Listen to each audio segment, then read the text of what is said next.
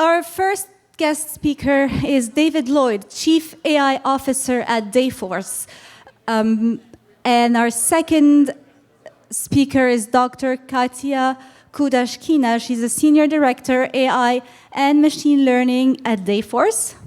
And then we have Christian Lemieux, Director of Algorithms and Machine Learning at Dayforce as well. So I'll leave the floor to you. Please, let's have a big round of applause to our guests today, and let's hear them. I'm looking forward to it. Thank you. We'll just let the last couple of people come in. Thank you for attending.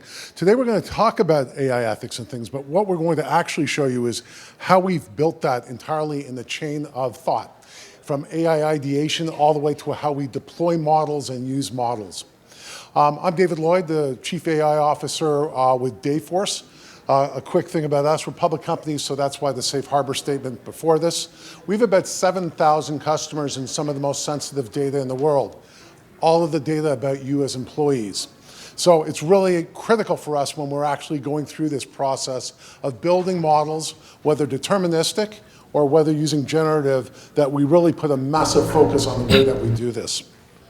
This is Safe Harbor, which is basically a nice public company way of saying I may say things that may not come true at some point, and we'll kind of go from there. You can speed read this at your leisure. We only have a half an hour, so I'm going to move us through pretty quickly. We already heard from the intro, and I'll bring up the two individuals in a minute, but Christian Lemieux, who's on my left, your right, and Dr. Katya Kudashkina as well, will be leading most of this. They are leading the technical charge at Dayforce within my teams, and they're going to give you some great insight. What I'm going to talk about to start off a bit, though, is our blueprint. This is how we actually go about ideating, thinking about, and then building and actually deploying AI systems. The first thing we do is we have an intake. We have 10,000 employees. All the employees come through a single portal that allows us to capture any idea they may have about applying AI within our company.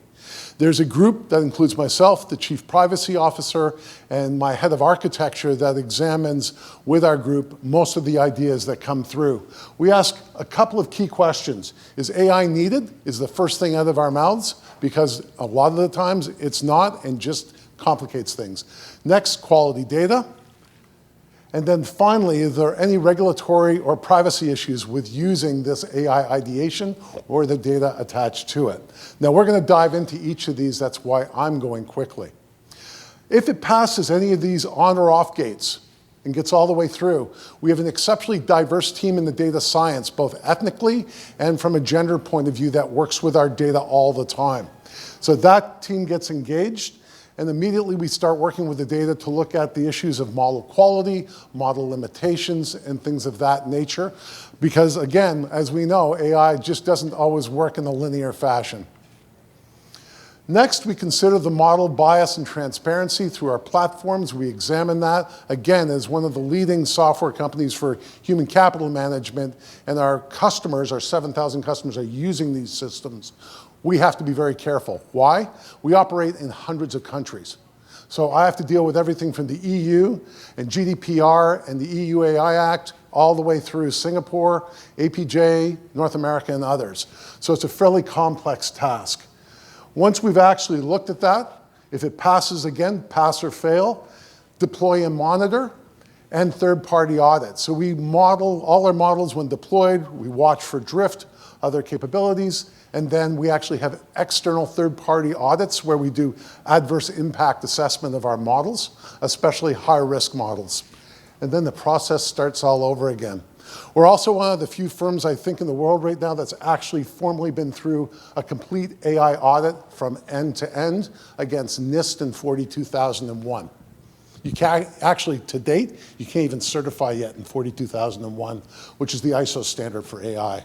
But we've actually gone through the process. So I'm going to bring Christian up to get us started, but thank you very much and enjoy these two. They have great expertise. All right. So the development and implementation of any AI solution begins, like David said, with ideation. Now, that's where we identify the problems that we want to solve, and we start designing the potential solutions. During the ideation phase, it's important to include more than just your AI dev team. Now, I personally spend a ton of time learning about what other people are doing in the field and playing with all the sort of exciting new technologies. But what I don't spend as much time doing is reading up about HR and payroll and workforce management. And that's where subject matter experts come in. And they play an equally important role. Now, subject matter experts are the ones with the nuanced they understand the nuances of the domain, they're familiar with the day-to-day work that they're doing, and most importantly, they understand the pain points that actually need addressing. Now, the ideation process at Dayforce allows and empowers any of our SMEs in any of our business units to propose ideas for the innovation lab. Those ideas are vetted by legal and business leaders for their feasibility and for their value. And if they're approved, those ideas are then fleshed out with the AI engineers to see if it's a good fit for the lab. Now, I'll give you an example of what this process looks like. So our workforce management team came to the lab with an idea about using AI to solve problems around scheduling shift workers. Now, our initial response was, this seems more like an optimization problem. It probably doesn't need AI. You should be able to, you have the employees' availabilities, you should be able to just optimize that and get the perfect schedule. And so they came back with, how would we know how many people to schedule? And so after some back and forth, we realized that what they're really looking for is a time series forecasting model that would take historical sales data and determine how many people they need to have scheduled. And so after our back and forth, we designed a KPI forecasting AI project. Now, the takeaway here is that AI is not a magic wand, despite what a ton of people seem to think. And so it's important to have a diverse team of experts in the room so that you solve the right problem with the right technology. All right, so now that you identify that AI is actually needed, it is important to think about one of the key principles, and that is AI by choice. It is one of our design principles and one of our key tenets. Customers must have an ability to turn AI on and off, and not on a global basis, but by a particular jurisdiction. And in some cases, it goes as granular as a position level. Think about recruitment.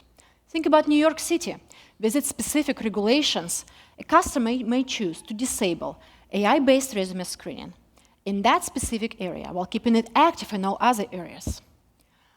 With that granularity and with that level of control, the customer could stay compliant while still using the benefits of AI and all other less restrictive jurisdictions. With constantly evolving legislations around privacy and AI, generative and non-generative, it is really important to be aware of the high-risk areas such as recruitment and on the low-risk areas such as turnover predictions when you deploy an AI. We've also ensured that non-AI fallback path is always available.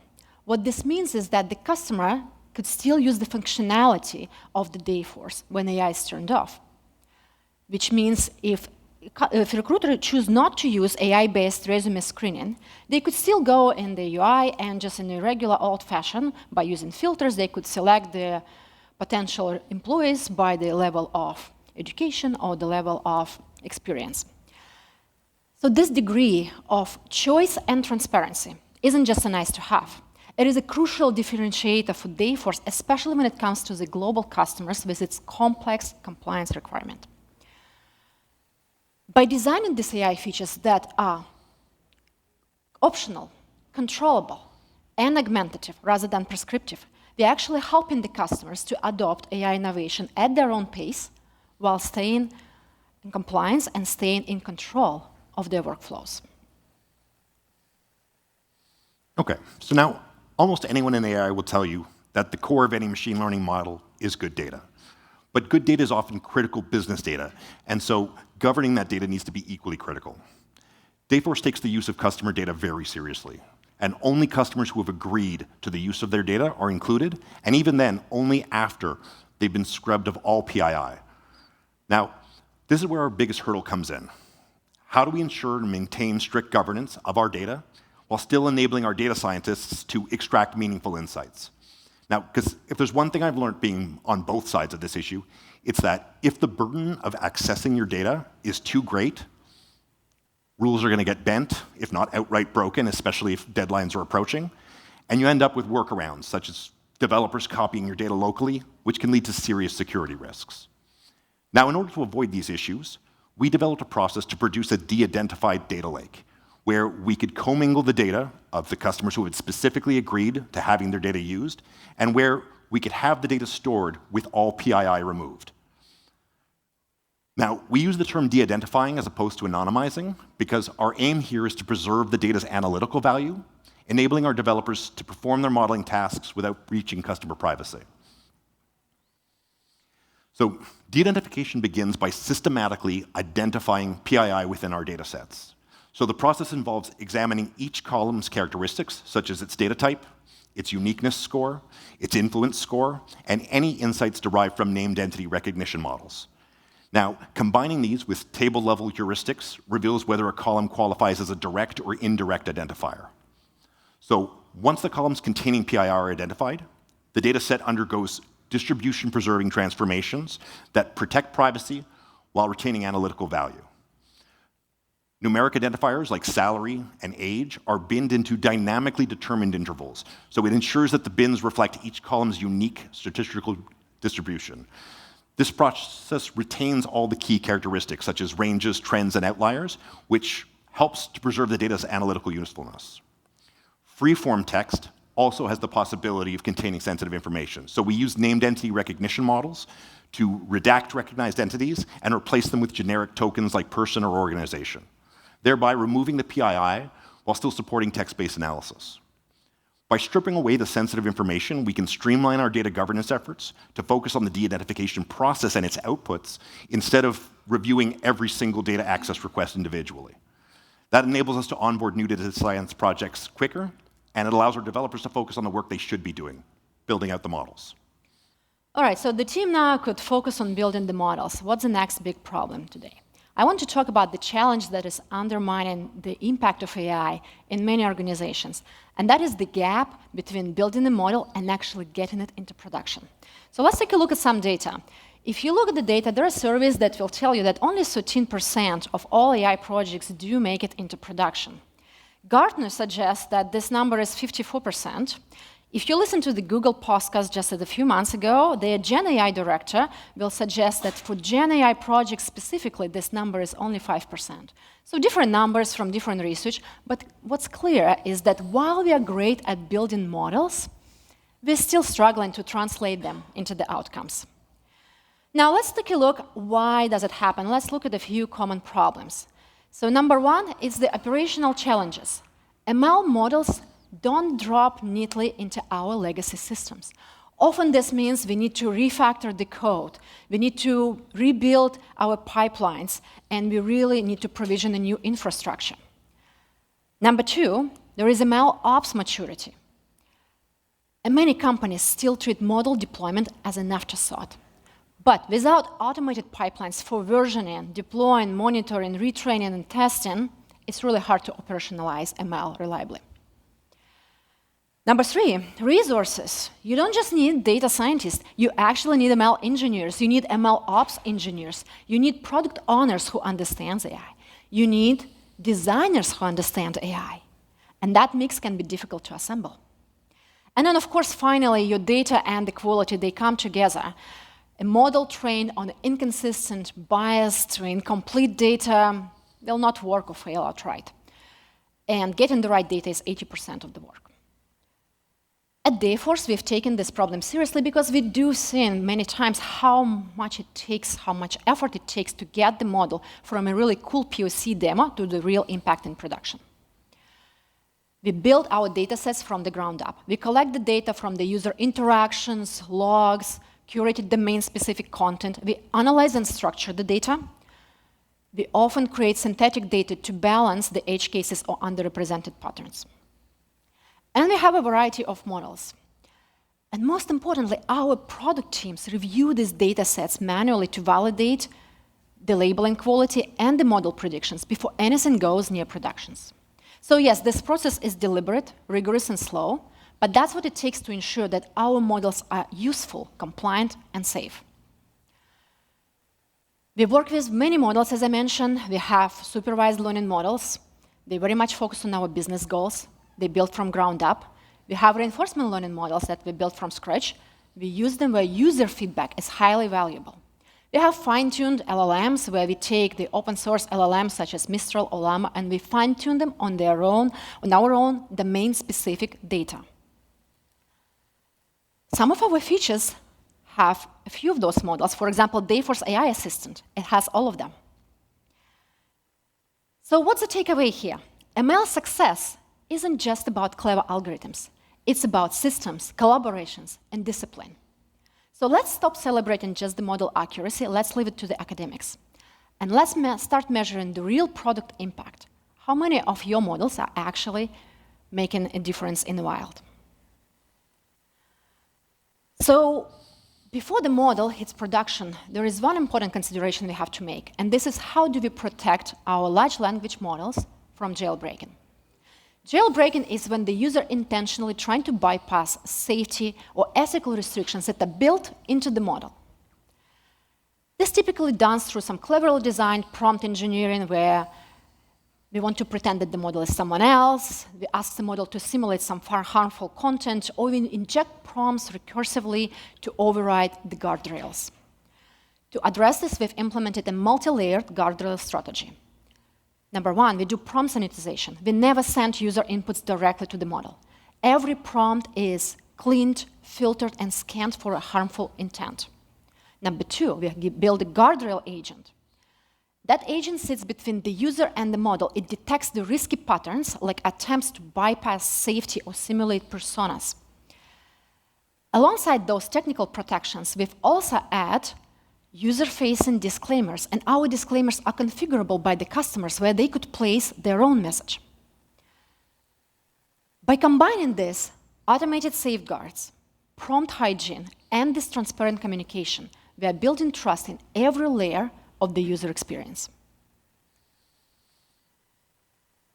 Okay, so now once you have your model built, you're going to need to control for bias and fairness. This is an aspect of artificial intelligence that doesn't get the spotlight it deserves. Often, AI engineers and data scientists will simply exclude protected features like age or gender or race, and they'll assume that since their model can't see these features, that it can't be biased. But in reality, that's not the truth. Just because your model can't see these features, it doesn't mean that it's not trying to figure them out behind the scenes. Now, imagine you're using an AI model to grade candidates for job applications. Now, it's a scenario that's becoming increasingly common, but it's fraught with potential pitfalls. Why? Because humans have bias. And if your training data has bias, your AI is going to try to learn it. And the training phase is where oversight needs to happen. Otherwise, you end up with an AI that is biased, but your developers think that it's finished, and they're just trying to protect it against your governance team. So when we talk about oversight, we're really talking about a human-in-the-loop approach to measuring for bias and fairness. To illustrate this, let's delve into different ways of measuring fairness. So proportional parity ensures the distribution of outcomes is proportionally similar across different groups by determining the probability of receiving favorable predictions from the model. Equal parity goes a step further. It demands that the number of favorable outcomes should be the same across all groups. This is especially important in maintaining equity where historical biases might have skewed the playing field. It does this by comparing the total number of records with favorable predictions from your model.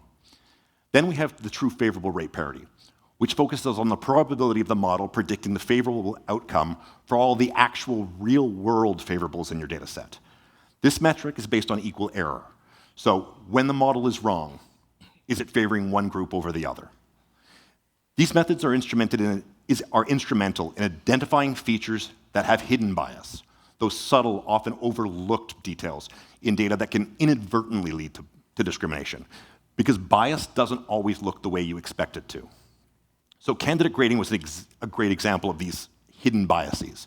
When we first started looking at it, we tried to identify biased features, and the first one that popped up was extracurricular activities. Now, this is a feature that, admittedly, a ton of the senior members were already a little bit skeptical of, because it doesn't have a ton of real-world value, right? But it is included, because a lot of people do include these on their CVs. But when we took a deeper dive, it didn't take us long to figure out what the problem was. When we saw that football was getting rewarded as an extracurricular, and softball was getting penalized.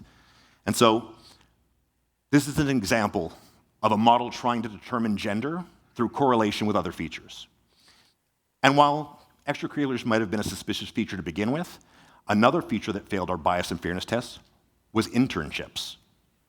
Now, internships is a trickier one because the feature itself does have a lot of value, especially for candidates that are straight out of school. But when we dug into the data, we could see that the model was overvaluing internships, and that was causing our bias and fairness checks to fail with regards to age. And so we needed to go back to model training in order to do some bias mitigation. So when you work on bias mitigation, there is an impact, and that impact is on quality. Quality of the models is a big part of the success equation. Regular supervised learning models, reinforcement learning models, no issues. But when it comes to LLMs, we all care about quality, but we can't quite agree on it. Comparing LLM quality is still an open problem today. It's one of the fundamental issues that we don't have one single way to do so. Yes, there are outdated Blue and Rouge score that are quite dinosaurs.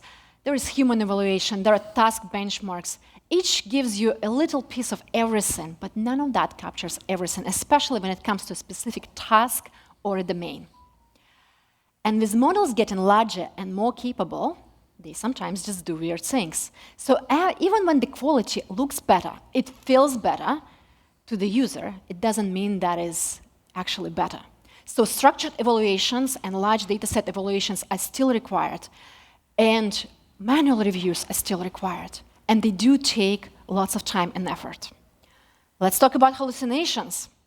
Copilots, assistants, chatbots sometimes give you wrong answers. Shocking, I know.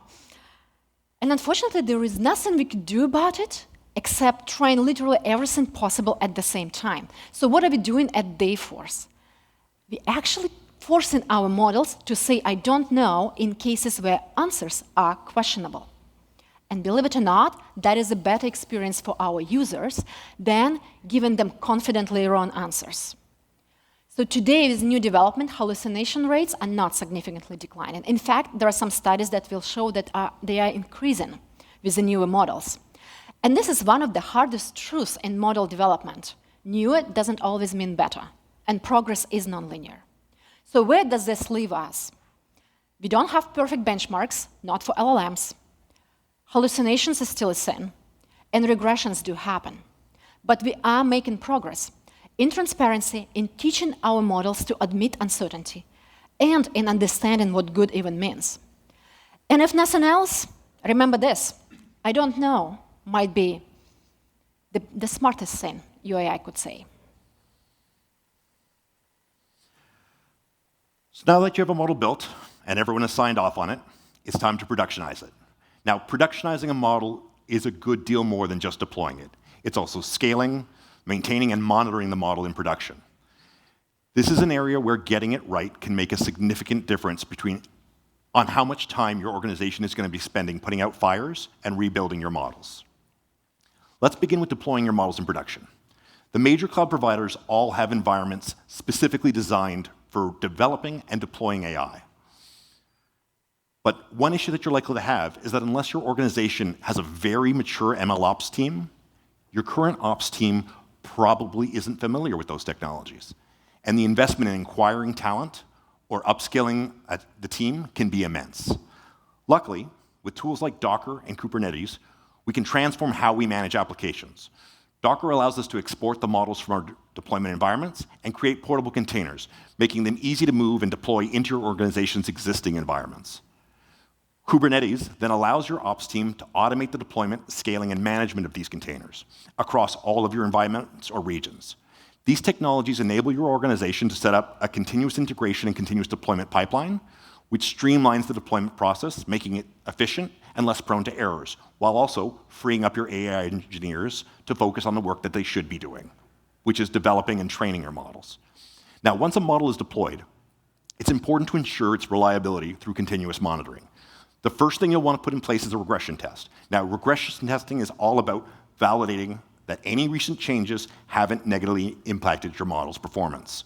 Now, this is not just a change to your model. It might be a change to your infrastructure. It might be a change to any of the code that's upstream from your model. Right. A good regression test ensures that you'll know about any potential issues before your end users do. And it can also help your developers pinpoint specific test cases to look at. And this is especially important with LLMs, where the outputs are a lot harder to evaluate. Continuous monitoring also involves tracking the model's performance in production and detecting any signs of drift, like data drift or concept drift. So data drift occurs when the input data changes in ways that can affect your model's performance. Now, for an extreme version of this, think about HR data during COVID. It's a problem that we are having so much of. Now, because all of a sudden, your model is seeing all sorts of data that it hasn't been trained on, and data drift isn't normally this extreme, but it does happen over time, and it's often in unpredictable ways. Concept drift, on the other hand, happens when the relationship between your inputs and outputs change. Think of a model that was trained to predict how expensive a taxi ride would be, and then the taxi company changes their prices. So now your model is consistently off because it's still trying to predict costs based on the old prices. So by understanding and maintaining drift, we can adjust the model's parameters and/or training data to maintain its accuracy and effectiveness. Deploying and maintaining AI models in production requires a very solid groundwork to ensure that the models operate well and continue to deliver value. By leveraging Docker, Kubernetes, and CI/CD pipelines, paired with comprehensive testing and monitoring practices, we can build and maintain AI systems that are not just reliable, but also adaptable to change, which allows our AI developers to focus on creating new or improved models. And with that, I'm going to quickly pass it back to David to wrap up so that we can maximize the amount of time we have to answer questions, since we went over a lot of material in a really short amount of time. Just push the button on that, that'd be great. So 3 takeaways, I think, for everyone. What you heard here was a combination of things about really AI ethics and how to think of your data and protect that data, and then the way we do it. Move away from this. Okay, I'll do that. So first, define your process. I meet with so many organizations that don't have a defined way of thinking how they're going from data all the way around that circle of life. Be very deliberate about that. Secondly, you need a multidisciplined team. As I explained in the beginning, although we have brilliant leaders here from an engineering point of view, it's our chief privacy officer. It's our chief, in my case, the chief AI officer. It's my governance team that looks at every single AI idea that's coming through and looks at every single piece of software in our organization where AI is being turned on. But you need a multidisciplined team. Actually, one of the key members of that team should also be usually the chief human resource officer. Why? Because you've got a massive cultural change and change management problem that's going to come into the business, and they need to be at the forefront of it. And then finally, MLOps and platforms. All of what you've seen isn't magic, we all know it, but we have well-defined processes and platforms we use as an organization. And then the third-party human-in-the-loop approach to audits by people and things of that nature to ensure AI is used in an ethical, transparent, and trustworthy way. At that, we'll leave it to the audience for any questions.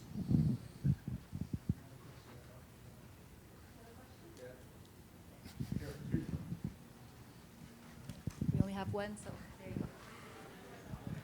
I'm a bit confused between data science model and AI model. We're building like a reliability stream for my organization, which predict the decook of a furnace, for example, in the manufacturing. We are building predictive model for that, right? So can you give me an example? Is this a AI model, or what is that actually we have to do at the top of that to make an AI model rather than a data science model? I'm just kind of a little confused on that. I don't really differentiate between the two.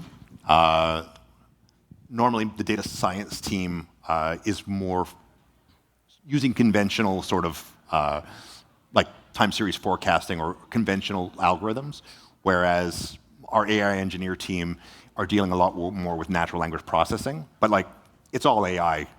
I don't really differentiate between the two. This is AI, right? Yeah. But this is not agent agentic transformation. We have agents. Agent is a separate question, but to add maybe where you want to see the difference is often the data science kind of lives without going into production. So you did some analysis, for example, of the data, right? And then you're just using some insights from it, but you don't necessarily have to deploy it as a model that is part of your feature that's doing something. So it may not be necessarily the case. So usually that's what most of the time classifies as a data science, right? So you did some analysis, you worked with the data, you don't necessarily had anything as a part of deployment, as a part of model constantly functioning in production. But at the same time, it really depends on the point of view. As Christian is saying, we don't necessarily differentiate, right? Your data science is still part of AI, really. And AI is a big umbrella of everything. Thank you for the question. Thank you so much. I know there's a lot of other questions over